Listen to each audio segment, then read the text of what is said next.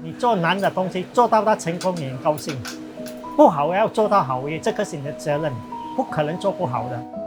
请教朋友啊，他做比你久的同事，问他一下咯。我是 David Wong 啦，所以我都表示 David Workshop 啦。从1988年开始到现在，差不多40多年了。我做这行很高兴啦。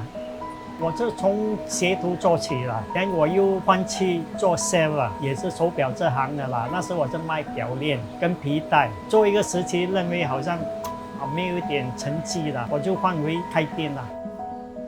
早的时候是自动表比较多，跟上链啊 winding watch 啊，下来啊就是挂饰表比较多了。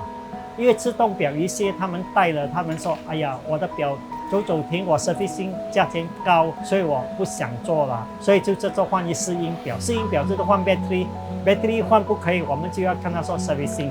好像有 IC 坏，我们就要跟他换零件，然后又保修它6个月了。我多表也是一样的，保修它6个月，这样而已。第一，我们就拉它的针，看它针会不会转。第二，我们看它面会不会坏，玻璃会不会坏。第三，我们就开它的底，看它的里面的机芯是什么号码，什么坏，我们就跟他解释啊，这个坏你要修这个。多数的试音表就是电板坏，我们是 IC 的 ，CQ 英文他们只讲 CQ， 这样而已咯。看个人的嗜好哦，因为有一些是喜欢戴那种好像 Apple 这些表啊，有一些他不要，有一些看他们的兴趣，有一些是要玩这个古董表。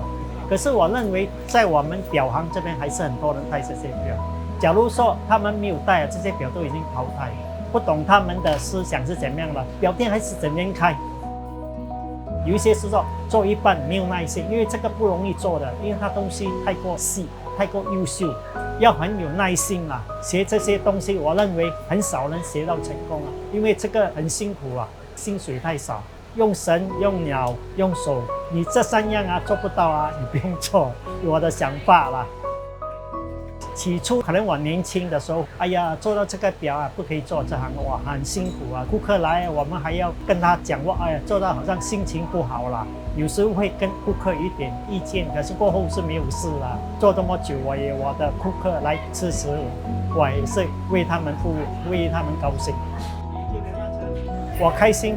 因为我有这个信心，所以我每天开，除非有重要事情我才关了，没有我都是每天做。